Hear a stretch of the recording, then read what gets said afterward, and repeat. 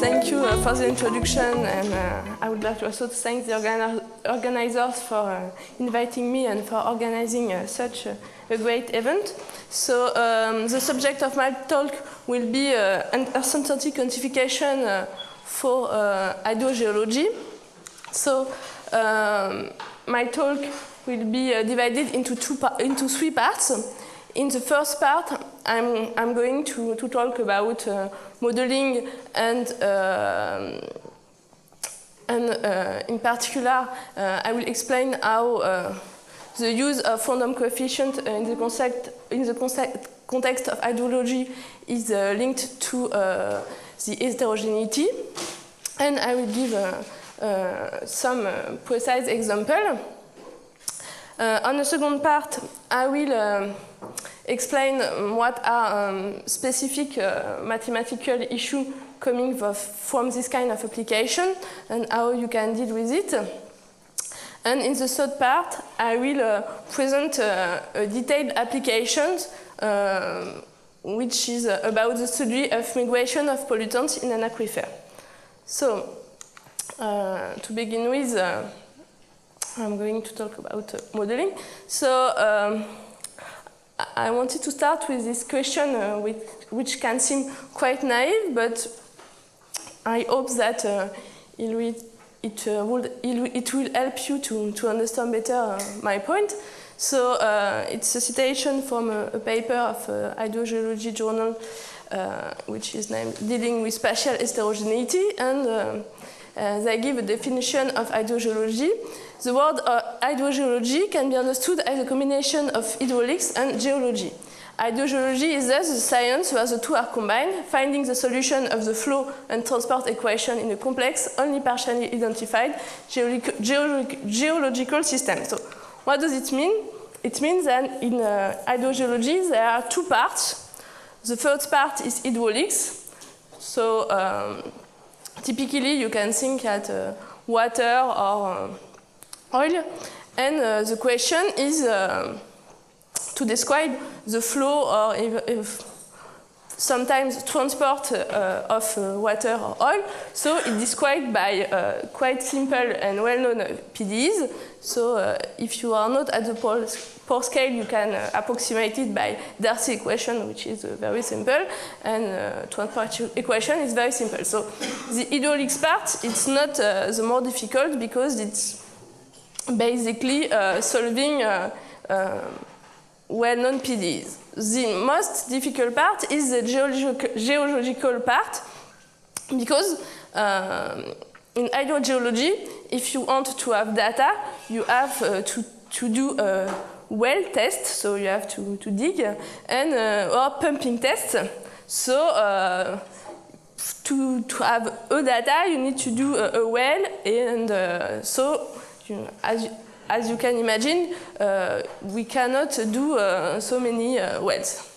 So the first problem is the number of data is very limited, and more importantly, there are heterogeneity with multiple scales. So from the scale of the pore, so very small scale heterogeneity, but also very large scale of heterogeneity.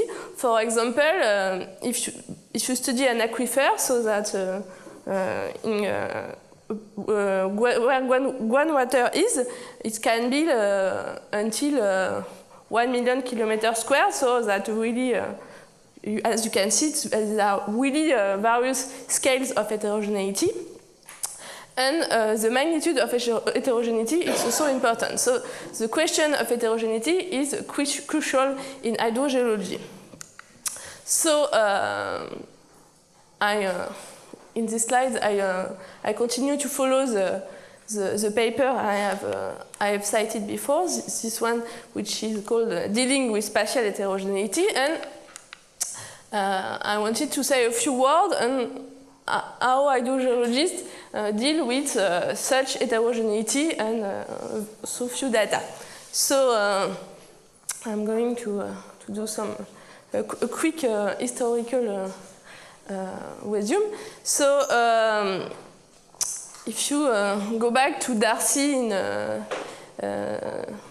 the 19th century, so what the idea was to do average. So to deal with heterogeneity, people were averaging the properties of the media. So first, the experiments themselves were furnishing averaging. If you did a pumping test on an aquifer with 2 points far from each other, it gave you some kind of equivalent value of the permeability. After that, quantitative hydrogeology and numerical modeling were developed about the 60s, sorry. And what was the idea? You have an aquifer, and people did a few pumping tests. So you have, that was the mesh. And for some part of the mesh, you have pumping values, pumping test values, and they interpolate so you have local average pumping values, and then you interpolate them. So Materon, also in the 60s, introduced a random variable to describe the permeability, but it was only for the purpose of averaging. How good was did it work? That's the question, and the answer is to compute the pressure, it was quite. It gave good estimates, but it was not efficient. It turns out to be limited for a particular problem, which are, on a practical point of view, very interesting, such as oil recovery or groundwater contaminant problems. So I'm going to show you a small video to give you an idea of what I'm talking about. And I will explain what you see on the movie later. So that's a domain, and the color describes the value of. I'm going to do another.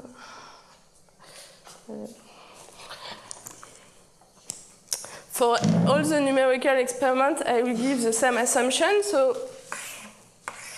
you have a domain.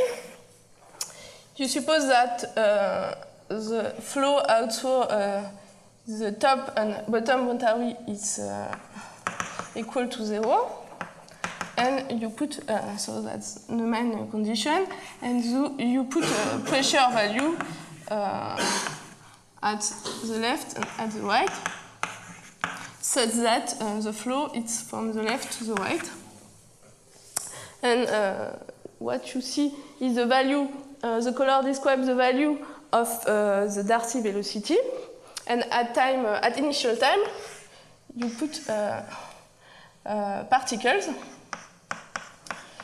and you want to see. So typically, think about pollution particle in an aquifer, and the question is to know how the pollution will spread. So that's a simulation. And so you can see that mostly the particles follow the green part, which is the channel where the permeability is low. So that's, I will explain more about this simulation later. But already there you can see that understanding, and it's very important to understand, for example, to compute the spreading of the plume of soluté is very important to to take into account this channel of high permeability. That's why if you average, you don't see this channel of high permeability, or you don't see neither low permeability barriers. And so if you have this approach of averaging, you're doing the error on travel time of particle, on the computation of the spreading is very important. So it's not good. It's not a good solution to compute such quantities. So that's why in the 70s, geostatistics and stochastic hydrogeology were introduced. And the idea was to use random variables to take into account spatial covariance, and it was really a way to describe heterogeneity. In this idea was really to describe heterogeneity by using a structure defined by the spatial covariance. So that's the spatial covariance which gives you an idea of what is the structure of heterogeneity, which, as you see, is very different from the idea of doing averaging locally or more globally. So I would like also to mention the fact that PDEs with random coefficient is quite recent subject of interest among mathematicians, whereas in hydrogeology, as you can see, he was already a subject of interest in the 80s. So it's a quite old subject in hydrogeology. And already in the 90s, using this idea, they were able to calibrate the parameter using inverse problem method and to do a Monte Carlo simulation to estimate uncertainty. So that's why a general introduction. Now I'm going to fix the idea. I'm going to be a little more precise. So to simplify, I consider a porous medium. So in hydrogeology, we study mainly a porous medium. I will explain how you can generalize this a little later. So I suppose that the permeability, since it's isotropic, the permeability is a scalar and not a tensor. So U will denote the hydraulic head, or it's the pressure, and V is the Darcy velocity. And Darcy law tells you that V is proportional to minus the gradient of pressure, and the coefficient of proportionality is what is the permeability. That's the definition of permeability, which tells you the more permeable the media is, the more important the flow is. So if you combine this with the mass conservation, you get a simple elliptic linear PDEs if you add boundary condition. So typically, for the numerical experiment, we take a box like this with a mix, no flow up and down, and you put a value of the pressure on the left and the right. As we have seen, because of the heterogeneity and of the lack of data, we use a stochastic model. So A is a random field. We will suppose that we are at least continuous with respect to X, so you can see it as a random variable taking value into C0. And then you have the same PDE as before, but parameterized by a random parameter omega. So for the theoretical analysis, to simplify, I will change a little the problem. I will suppose that the domain is smooth, and I will take homogeneous boundary condition, but a second member. So I will see later, to ensure that it's well posed for fixed omega, we will need that A of omega as a function of x is bounded from above and below. So now the question is, so I've said that A models the permeability, and we have seen that the permeability is very heterogeneous with a high magnitude of values. So a very popular model in hydrogeology is the log normal model. So Raoul Tempele has mentioned it before. So you take the exponential of a Gaussian field. So actually such a choice is debatable, and I won't talk much about it, but I will only say that it's really used a lot by hydrogeologists, and it's motivated both by some physical ideas and both by a numerical experiment which shows that it fits well the data in a lot of cases. So I will focus us on log normal field, but I will show that, explain later that the ideas are more general. So to determine the law of A, you just need to choose a value for the expected value and the covariance. So I will focus on the covariance function, which is the really important part. So quite naturally, we suppose G to be homogeneous. That is to say that the covariance only depends at xy, only depends on the distance between x and y. That is to say that if, for example, you translate the domain, the law is the same, which is very natural. Okay, so now it remains to choose the covariance function. So I will, in Malcode, you can use all the Mattern class covariance function, but I will focus on two particular cases. The first one is the case of an exponential covariance.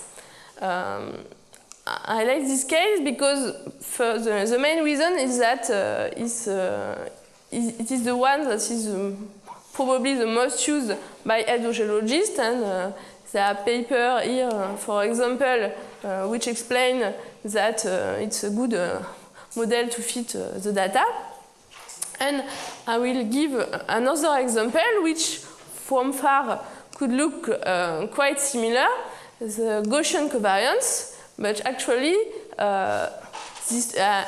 I like to present these two cases because they lead to very, very different mathematical and numerical properties. So it's quite of two extreme cases.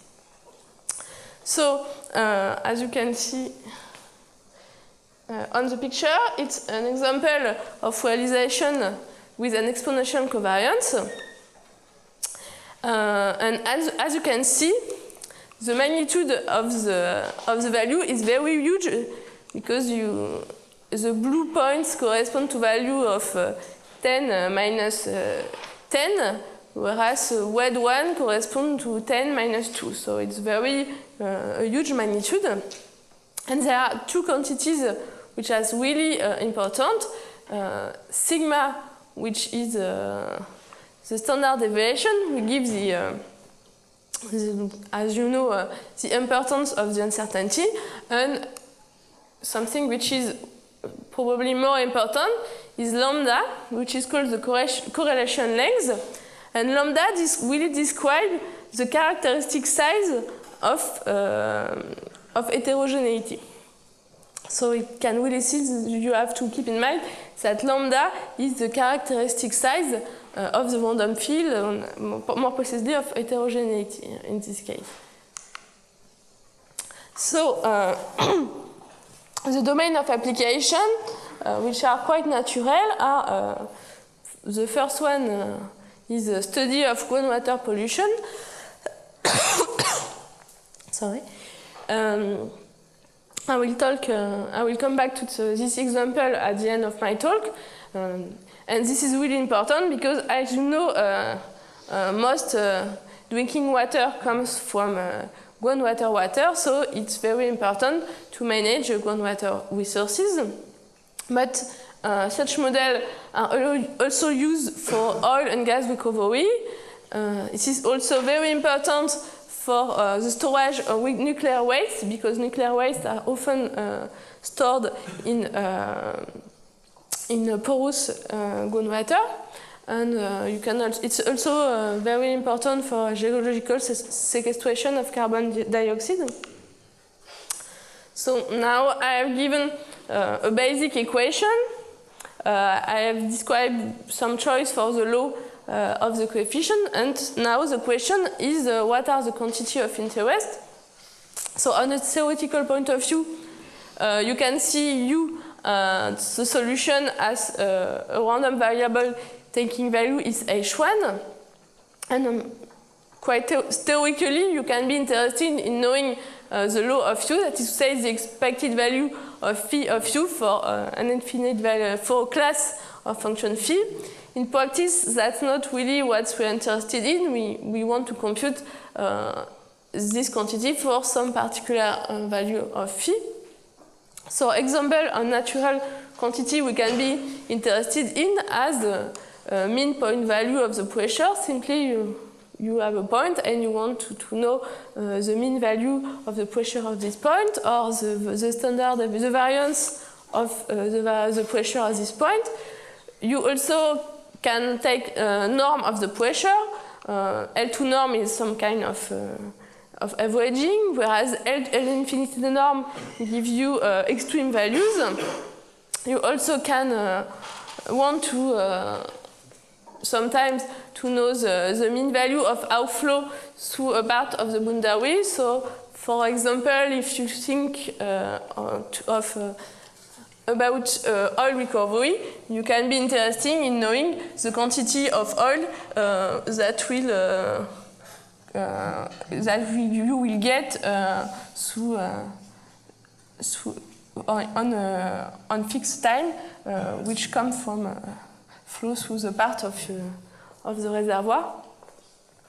And this one was the simplest, but you can do more complicated stuff, such as exit time of transported particles, failure probability, and CDF.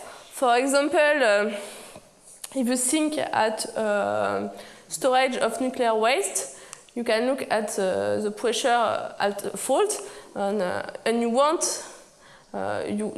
C is some kind of critical value, which if the pressure became bigger than this value, the structure could break. So it's important to know if the pressure remains lower than C.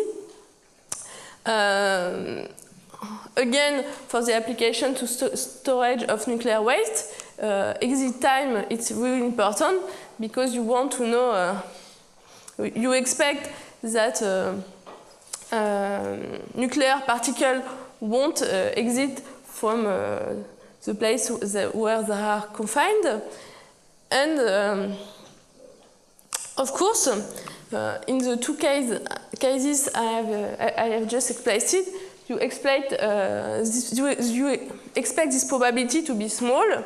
So you are in the case of, I hope, in the case of rare events, and so you have to really adapt the numerical method. And last but not least, of course, the question of inverse problem is really, really important. And but I think you have first to really understand the direct problem, before working on the inverse problem, but there are already people who got several results on inverse problems. So now that I've presented both the equation, the probability of the field, and the quantity of interest, I would like to present some specific mathematical property which come from such model. So the first one is, the spatial regularity issue because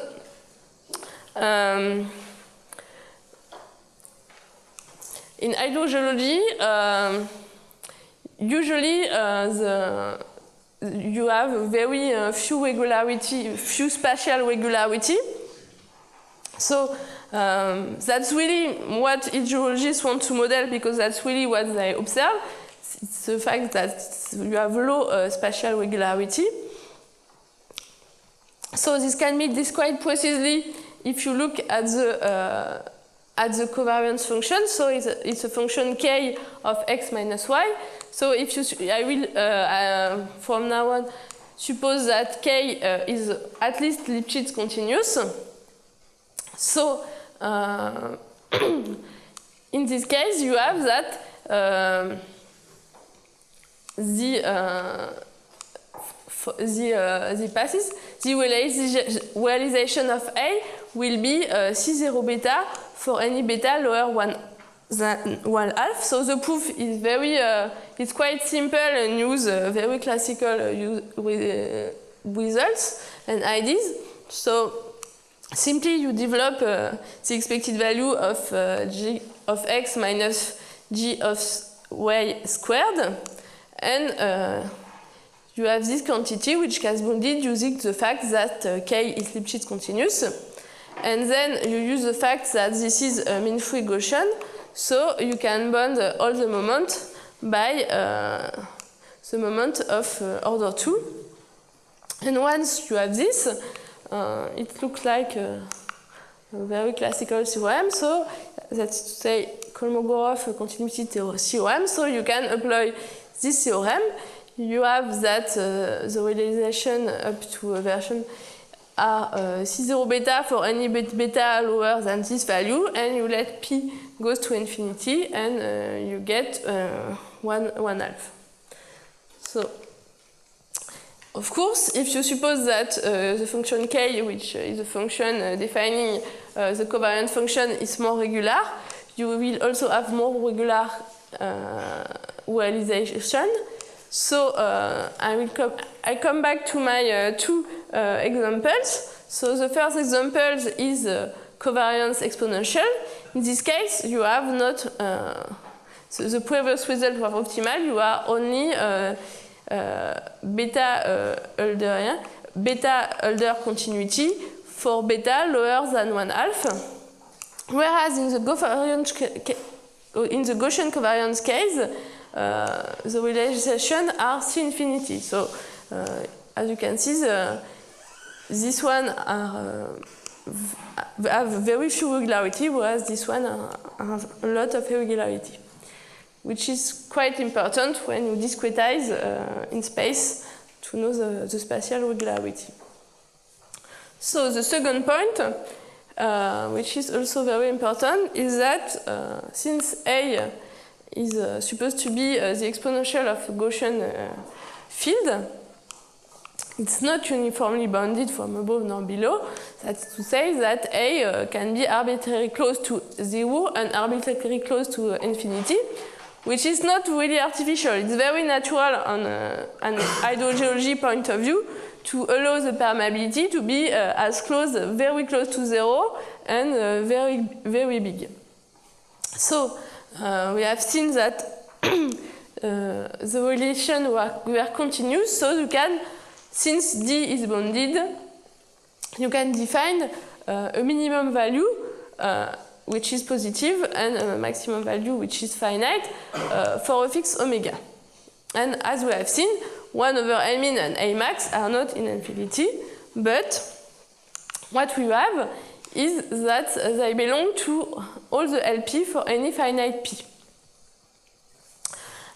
This simply comes from a classical probability theorem, which is a Fernic's theorem, which tells you that, I think you all knew that if you take a Gaussian real-valued random variable, it admits moment of order P for any finite P, and Fernic's theorem tells you that it's also the case for a Gaussian variable taking values into a separable Banach space. So that's how we get this important property. So I'm going just to give the simplest application of this is that the solution of the PDE with random coefficient belongs to all the LP. You know that for a fixed omega, since F is L2, A is C0. For a fixed omega, there exists a unique solution in H10, and with respect to omega, you have the U of x belongs to U belongs to LP H10. It simply comes from this simple inequality, and you can see that this, because 1 over I mean is in all the LP, U is in all the LP H10. So another important issue is the question of the approximation of A in finite dimensional space with respect to the stochasticity. So Raoul Tamponet told you about this morning, because it's very important for a stochastic collocation method, is that you approximate A by a function of a finite of x and of a finite number capital N, which are of random variables. So capital N is the same as the one is in Raoul's talk. So I will just talk about one way to do it. I'm sure most of you know this, but I will detail rapidly. It's Caronin-Love expansion. So it's a way to approximate A by a finite number of random variable. The idea is to consider the Hilbert-Schmidt operator with covariance kernel equal to the covariance of G. So it's a compact self-adjoint operator. So you take lambda n the eigenvalue and Bn the eigenvector. So the Bn form an inversion basis of L2. And if for a fixed omega, if you take the coordinate of G against Bn, you get Yn of omega. And it turns out that if you do a simple computation, the Yn are in general orthonormal, but because G is Gaussian, they are even independent Gaussian random variable. So what is the Caronin-Love expansion is actually the best approximation is the best multilinear approximation in the L2 sense. So you can YG as this sum, where the Bn and the Yn are orthonormal. And I would say, I think it's if we want to approximate A by a small number of random variable, it's important to know how fast this series decay, because as Raoul has explained in the morning, if it will have very important for the efficiency of the numerical method to know the decay of this series. So if I come back to my favorite example of exponential covariance, you can show in some particularly, if you take the one norm on a box, you have analytic expression, and you can show that it's asymptotically bounded by 1 over n squared.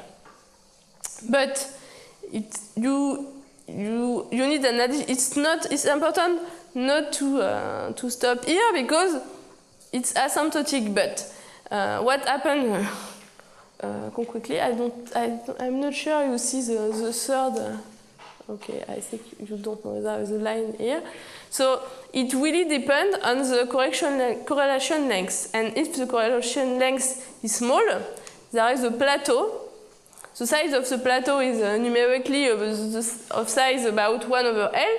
So it means that if the correlation length in 10 to the minus 2, you have a plateau of size 100, which means that the first 100 terms of the theory have the same weight. So you have to keep at least 2,000 terms, which means that you are at least, when you do stochastic collocation, you're in dimension at least 200, which is a lot. Even if, as you have seen in the previous talk, there are now methods such as multi-index collocation, which enable to deal with quite high dimension. Whereas if I come back to my second favorite example, the case of the Gaussian covariant, you can see that you have exponential decay of the eigenvalue. So in this case, the decay is much quicker. So the general idea is the more regular the covariance function is, the most faster the eigenvalue decrease. And the more faster the Cayley expansion converges. So now we have looked at the speed of convergence of the approximation of G, and of course you get an approximation n of A by taking the exponential of the truncated sum. And you solve an approximate a PDE with an approximate coefficient an. And as you have seen this morning, it can be seen if you use stochastic collocation method. What you do is you solve. If here you have a capital N, random variable, you have to solve a PDE parameterized in R capital N.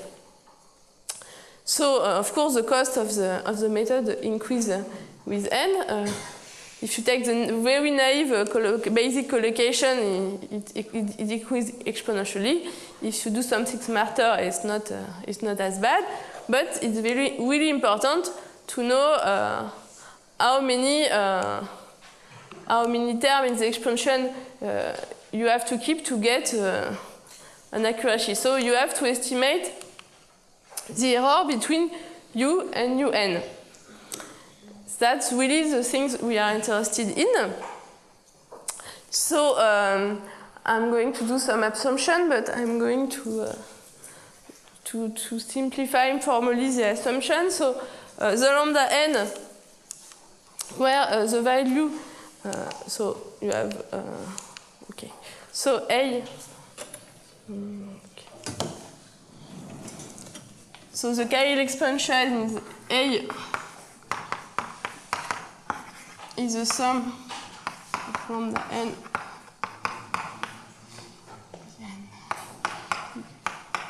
and basically you can think the assumption as the series of the lambda n is convergent. That's basically the important part of the assumption. And then we denote by Rn. It's not exactly, but to simplify, you can see it as just the remainder of the eigenvalue. And what you have is that A minus An decay like the square root of Rn. It's an immediate. And if you look at the error on the solution, you have that, if you look still at strong, that's a strong error because you compare U to UN in LQ norm. Then you have that U minus UN is basically bounded by also by the square root of Rn. So until now it's no surprise, but what is interesting is we're not really interested in the strong error, since what we want to compute, of course, is a law. And if you look at the error on the law, so you can define two weak errors. If you can take test function with real variables and look at phi of un of x, and look this kind of weak error, or you can take a function phi of defined on a functional space, and in both cases you have that the weak error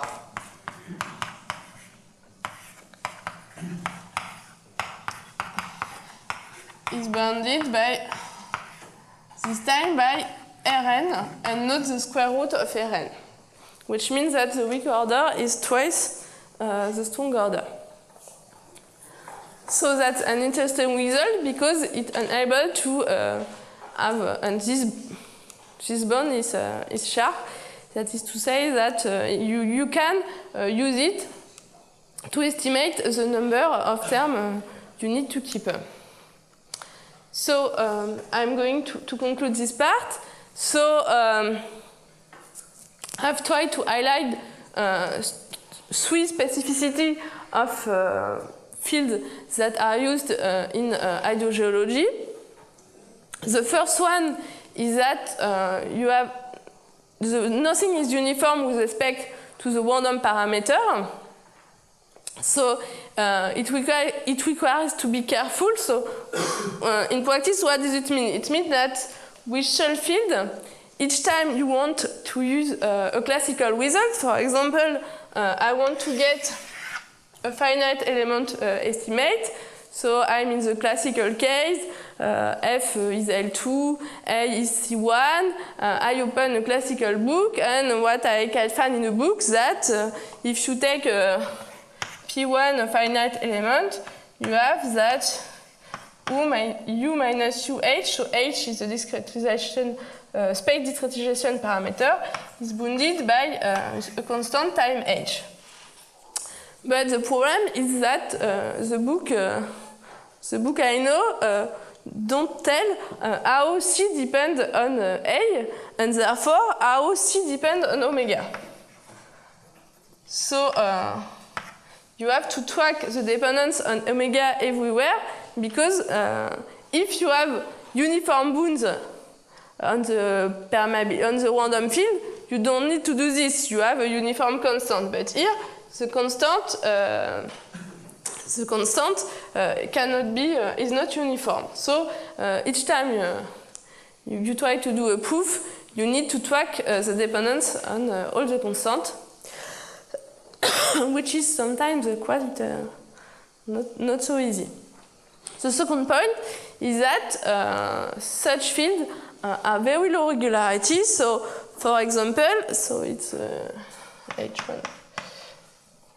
So, for example, in the case of the exponential covariance, which is the less regular of my two examples, you don't have H, you only have H 1/2 minus epsilon because of the low regularity of A. So you have to be careful, and it's, for example, if you want to use multi-level Monte Carlo method, it's better to know a priori what is the convergence rate, and to get this, you need to know precisely what is the spatial regularity of your field. And the last point is the dimension of the randomness. And once again, you have to be careful because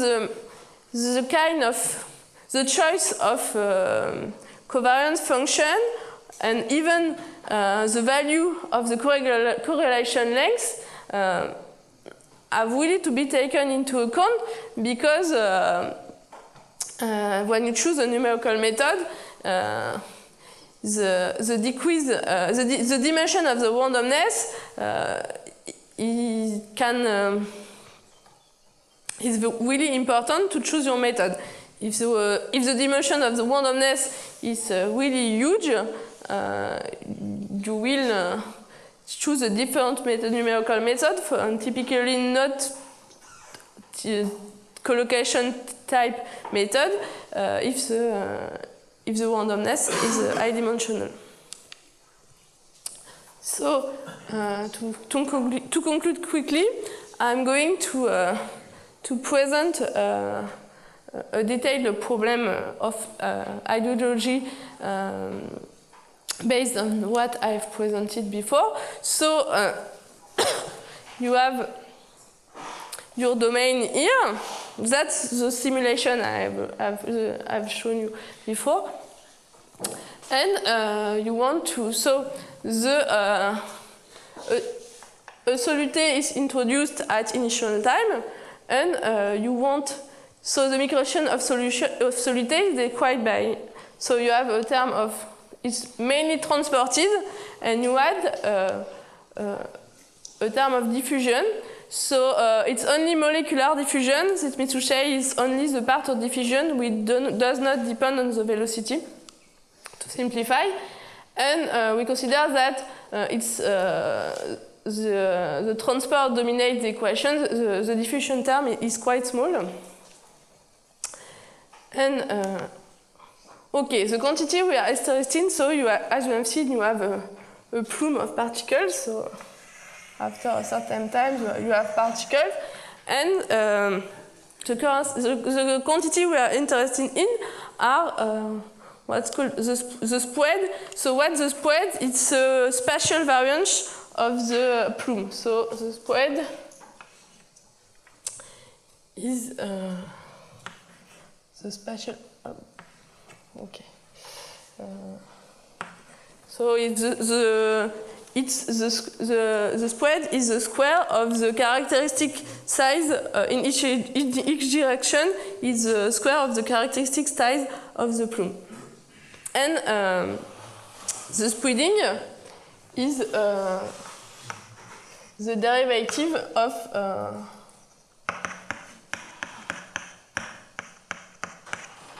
of the spreading.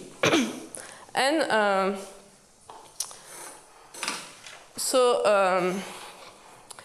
the aim of this work was to compute the mean values of spreading and macro dispersion, and they were particularly interested in answering a question we watch not trivial, which is how do molecular diffusion, so if you add a small term of molecular diffusion, how does this impact the asymptotic value of macro dispersion? So to do this, I'm going to describe quickly the numerical method, which is so first it can seem at a very bad choice of numerical method, but it's not so bad as I will explain later. So to deal with uncertainty, we take a Monte Carlo method. So we consider n realization of the random field.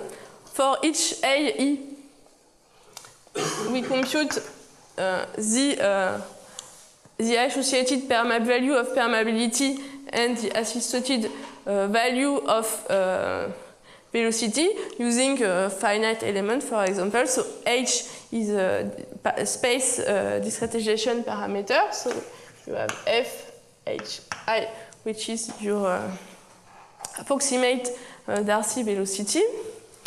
And then you can naturally see the equation on the concentration as the law, the density of an SDE. So you use the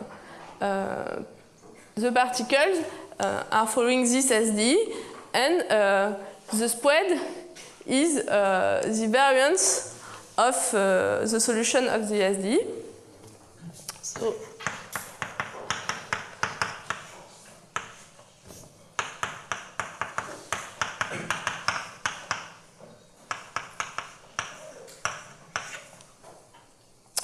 and to compute the spread, you take Euler discretization of X, and you make a double Monte Carlo. So it seems not necessarily a good idea to take a double Monte Carlo, but I will show you the numerical result. And so A, I, G, and K, so it's the Euler scheme, so A, J, N plus 1, H. So I'm just writing the Euler scheme plus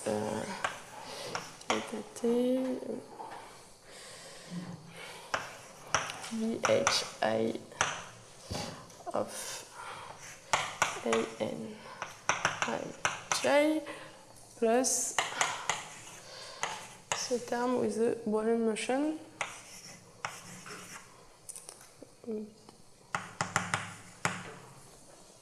Okay, and then you have just to take the empirical variance. And when you want to compute the macro dispersion, so it's a derivative, you do an Ito formula to express the macro dispersion as a function of X, and then you do the same, an Euler scheme and a Monte Carlo method.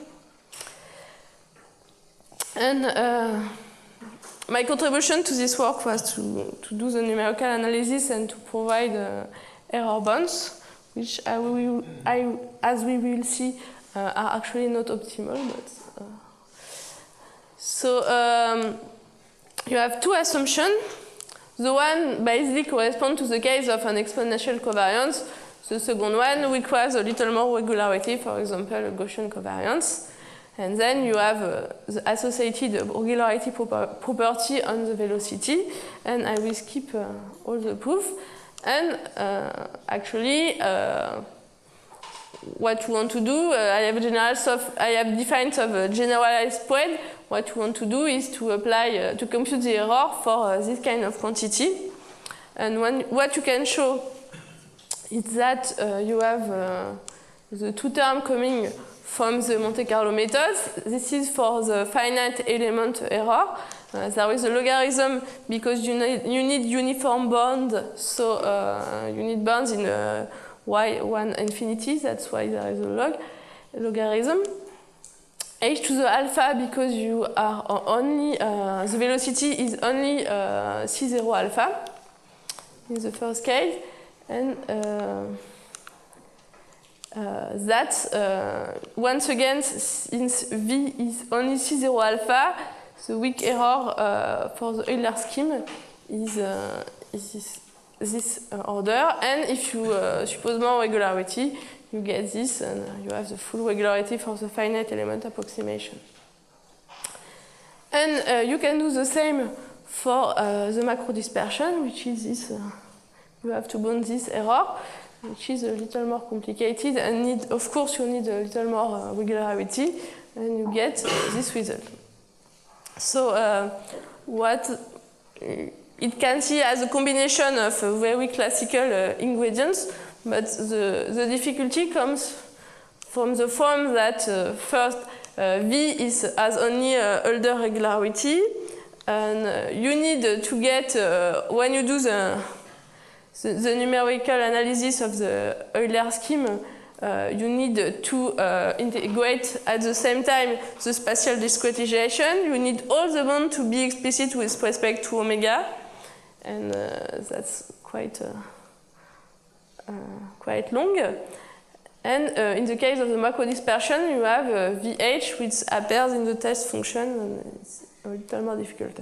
So actually, I think this is optimal, but this is clearly not optimal. Because What you observe is something that hydrogeologists know for a long time. The point is that actually what you have is, since the correlation length is small, you have some spatial ergodicity property. And what you see is that actually in the number of realization of the permeability field,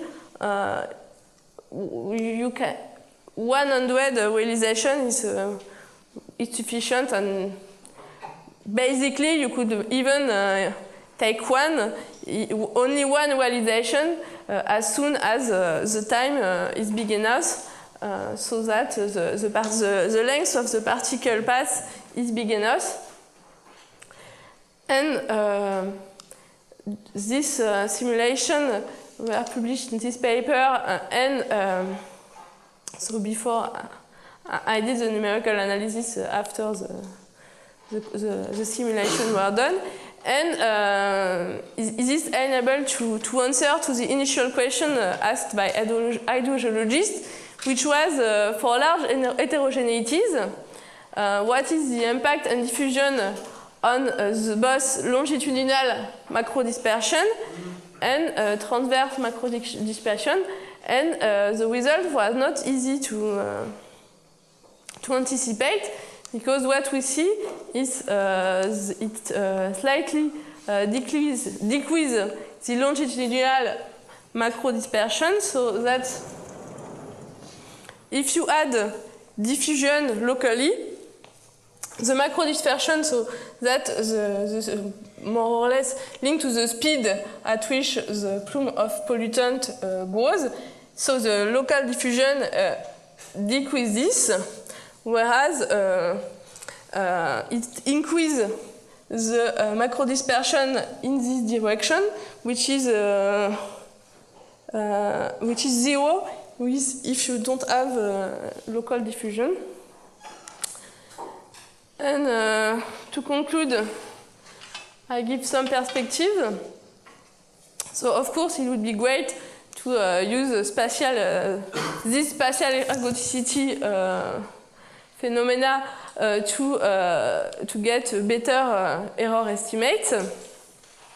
And some other perspective for this work would be to consider more realistic problems such as fracture media, chemical reaction. For example, for the storage of nuclear waste, it's important to take this into account.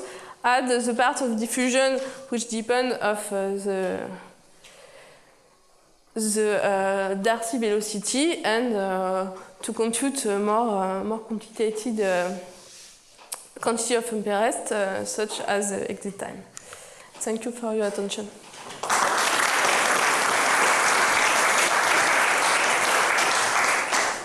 Thank you very much for this talk. I think we have time for one question or two questions.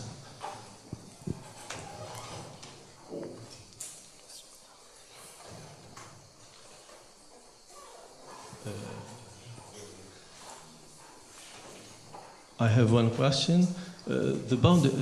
You have to work in a bounded domain, and in this case, this boundary conditions are artificial or natural boundary conditions in this example. This one is very natural for the wheel applied problem, because if you are between two layers with no permeability, you have a flow between the two layers, and the aquifer is between two non-permeable layers. Okay, and if they change, does have an impact on the solution if these boundary conditions change? What does that change on the solution? Could it possible to make a sensibility analysis on the solution if the boundary condition change?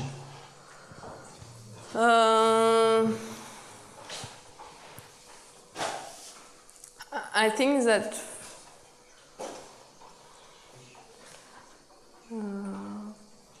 you mean, for example, of the value on the boundary?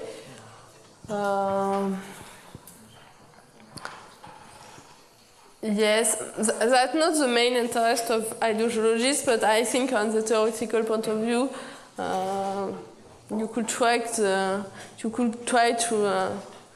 estimate how it depends on the value of the function P0 and P1. Okay, thank you. So we close this session and we thank the organizer.